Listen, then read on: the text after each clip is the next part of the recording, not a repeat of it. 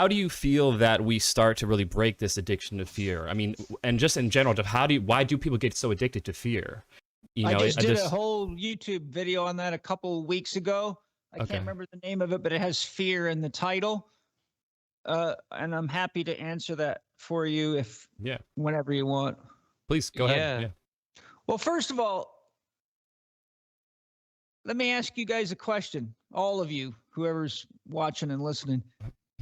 How many times have you been afraid of something, got all wound up, freaked out, thought your girlfriend was pregnant, thought you were not going to be able to pay your rent, thought the world was coming to an end? 21st, it was 2000, then 2012, and a long list of them. And only later realized, shit, I don't know why I was so freaked out. It never happened. I mean, if you start scanning your memory banks for all the times you got scared enough to react and behave in ways that may not have been ideal for you or people around you, but then look back on, was it even true? Most of the time, it's not true, right? It's just not true. So this is why I love Zig Ziglar's statement, fear is false evidence appearing real. Yeah. I tell people, whenever you're afraid, hold still and ask yourself this series of questions. Can I breathe right now? If the answer is yes, good. Go to the next question. Do I have access to food and water? Yes. Do I have warmth? Yes.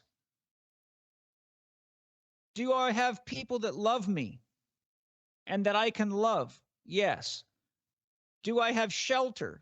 Yes. So if you have food, water, shelter, breath, warmth, and love, then there's not a really big deal going on. It might be an irritation or it might be a concern, but it's not anything worth getting afraid of. But if something's threatening your ability to eat, drink, breathe, have a place to live, those are the core survival things that fear is really there to help you get sharp so you can circumvent those types of issues. But what percentage of people committed suicide during COVID? Well, they did have food, they did have water, they did have shelter, they did have safety, they did have warmth, and they did have people that loved them. But they allowed the media to create a dragon in their head and to project their fear into the future to say, if this is the way the world's going to be tomorrow, I don't want to live here anymore, and totally gave up on the chance to be creative and to sing and to dance and say, well, fuck, I'm locked in my house. I have to work from home. I can sing, I can dance, I can do push-ups, I can meditate. I mean, you can do a million things and use it to grow and use it to just say, this is the nature of the world, impermanence. I got to roll with it. So people have to learn to discern real fear from discomfort or irritation. And if we all got clear on that, we'd realize what's going on in the world right now is just a lot of discomfort and irritation, because it's people that like to control everybody, everything with their money and their power, that really are psychopaths that belong in jail. And the fact that they're not being put in the jail, that should concern us. But it's also the best opportunity we've had in a very long time, since World War II, to gather around the campfire, hold hands and say, okay, we got some work to do here. We've got to reconstruct what it means to be a democracy. We've got to get clear on who we want to have in government, because as Lao Tzu said, the government always reflects the people. If you meditate on that, the problems that we have are our problems. Bill Gates is one of us. Fauci is one of us. All the people that we don't like and that we are tracking down are people that are engaging a value system that we've all created together. And the truth is, banking's corrupt. The military's corrupt. Medicine is corrupt. Education is corrupt.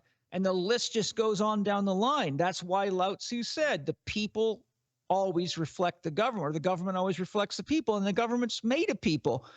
So right now it's time for us to say, what do we really want to create together? Because what we're creating right now is only good for about 85 people in the world, and they're building rockets to get the fuck out of here when they finish their job. The rest of us got to stay here and toil in the shit they're leaving behind.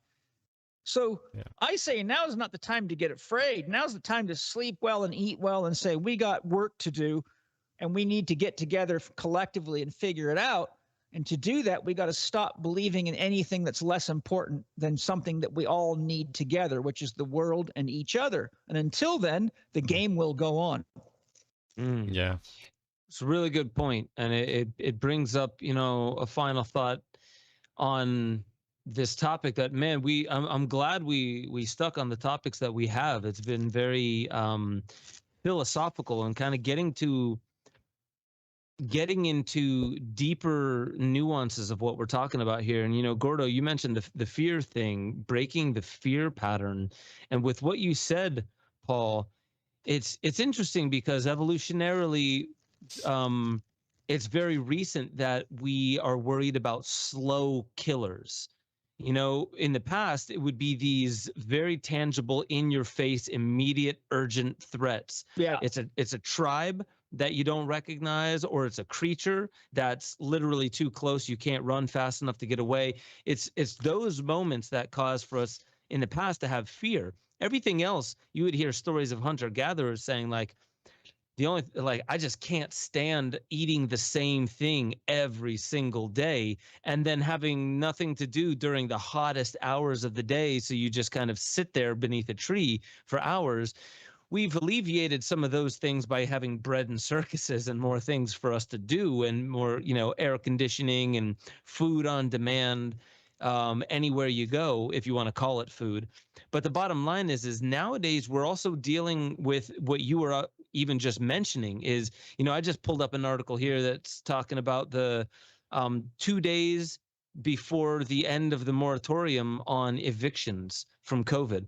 So historically, evolutionarily, we don't have precedents other than very recent. So we don't have like old hardware inside of us that helps us deal with things like, well, maybe the next few years are going to get kind of rough for us, or man, if that person gets into office, this is a very sophisticated, nuanced way to become nervous about your safety. It's not something is chasing me literally right now. I need to get up and move. It's in the next 6 months, if I don't save enough to maybe get some, you know, survival food and stuff like that, what if there's another cyber attack that shuts down the, you know, not just the gas pipeline, but the food infrastructure and the supply chain of several other things. These are new historically. We don't ever think like, damn, you know, like there's a danger and it's looming about 6 months away.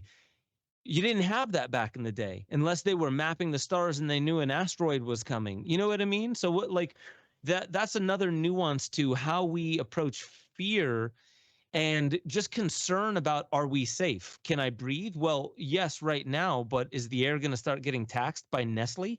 You know what I mean? So there's these looming different kinds of fears that people are getting as external stimuli that is absolutely affecting their health inside. Yeah, I got a couple of comments on that. One, if you study the human body and the nervous system, we have what you know of as the negative bias.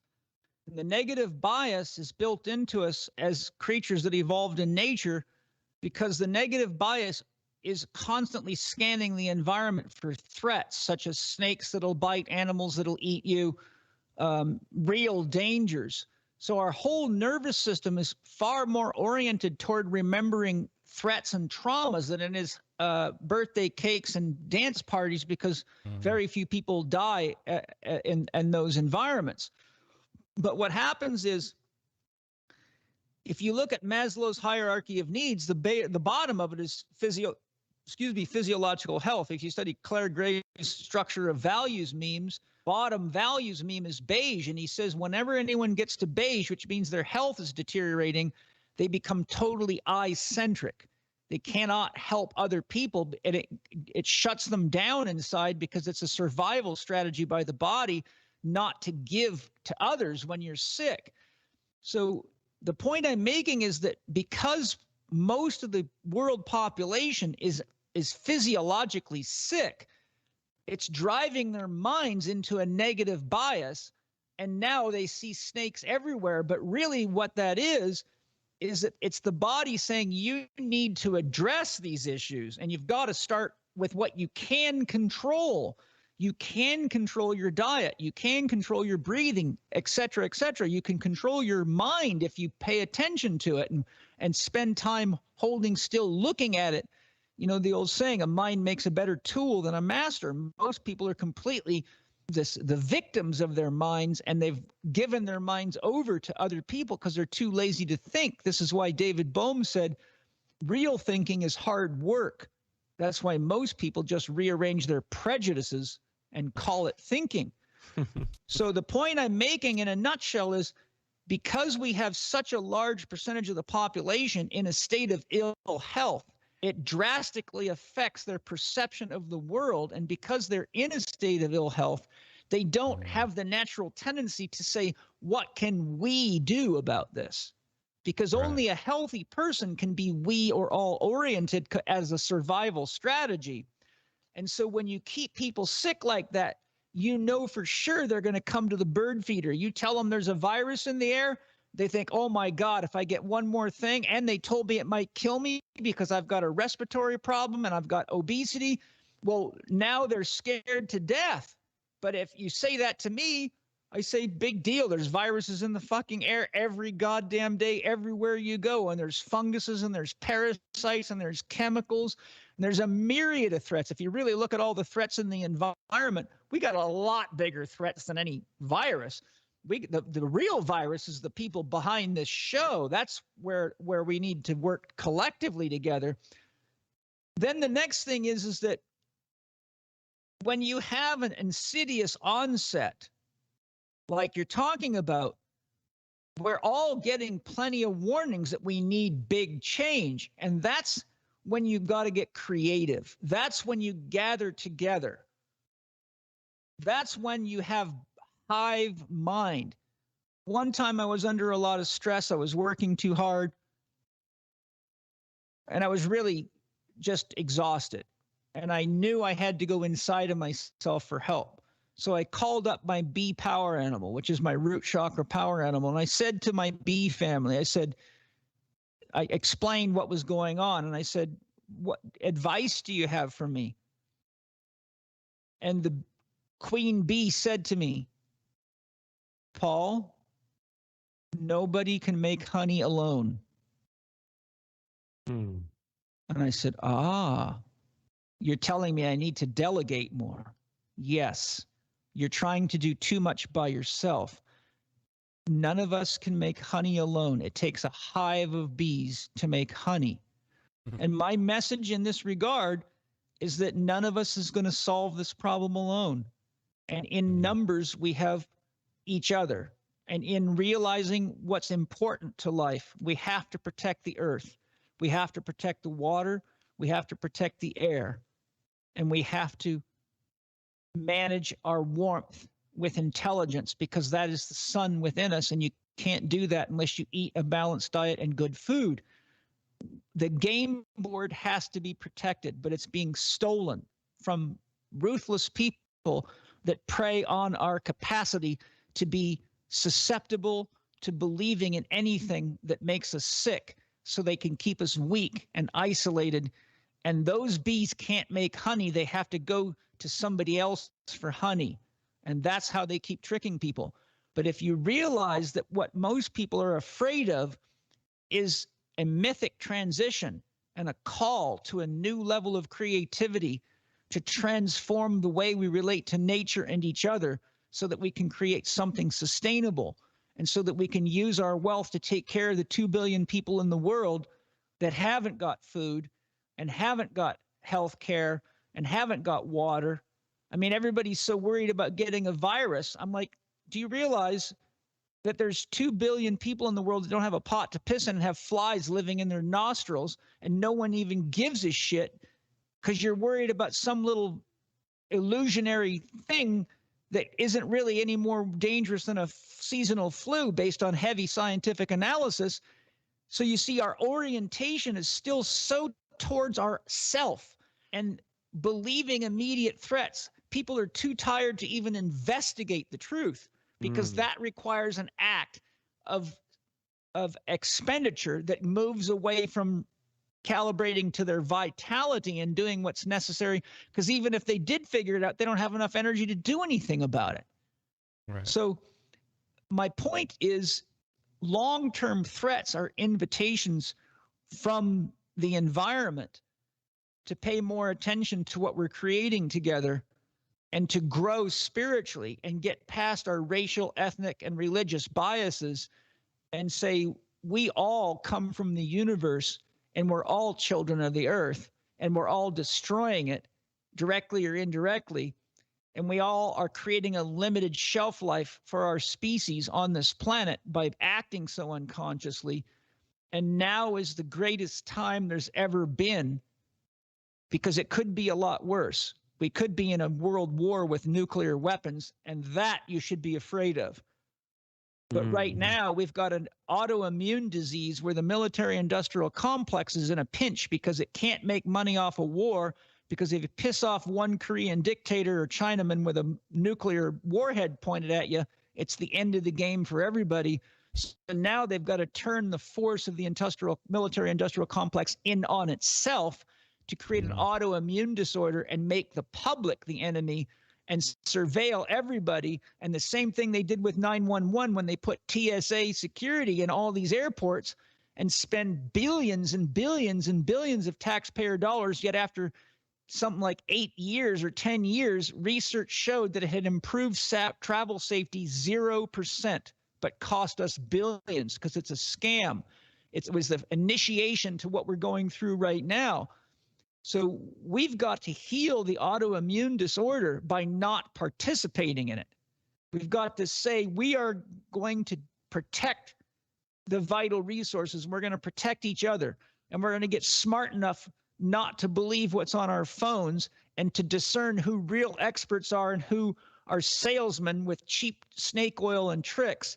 And we've got to learn what a real disease is versus a fake disease. And we've also got to learn who it is that's manufacturing shit like that, whether it be viruses of the mind or viruses of the body, and figure out how we bring those people to justice before they continue to make havoc out of things and get more people in a suicidal state and scare the shit out of more people.